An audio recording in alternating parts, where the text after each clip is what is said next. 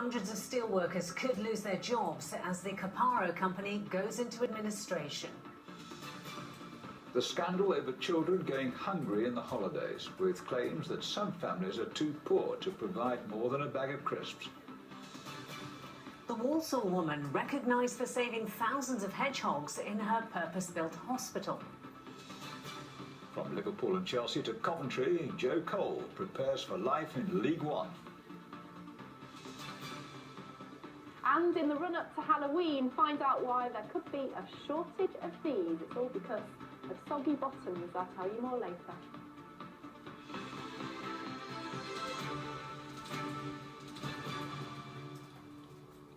Good evening. Hundreds of people may have lost their jobs this evening following the collapse of a steel company.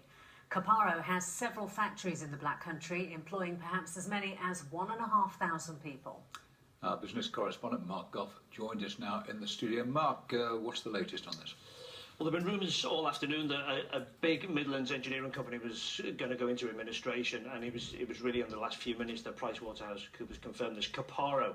They make car parts. They also make steel parts for cars, planes, boats, and all kinds of industries. They've got several factories around the West Midlands, most of them in the Black Country. There's Caparo Atlas Fastenings in Wednesbury.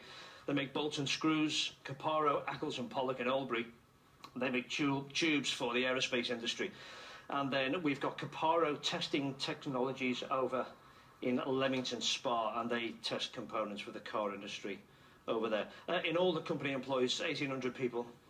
80% of those are in the Black Country, and the administrators, excuse me, tonight, they're saying they should urge caution over that. All these 1,800 jobs are going to go, but there's obviously huge uncertainty among the 80% of those workers, probably 1,500 in the Black Country. Right, what's happened? Well, the company's become a victim of the falling steel price because of China. China's dumping lots of cheap steel in Europe, forcing down the price of steel. Now, in simple terms, you could say this company's in two parts. You've got the steel bit, which is doing really badly, and you've got the car parts bit, which is doing really well.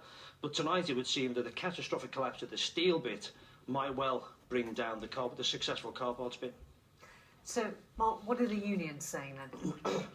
Well, as I say, it's all come with a bit of a shock. There were rumours throughout the day. I mean, the main concern now with the unions is that the administrators tried to save the viable part of the business. That would be the car parts bit.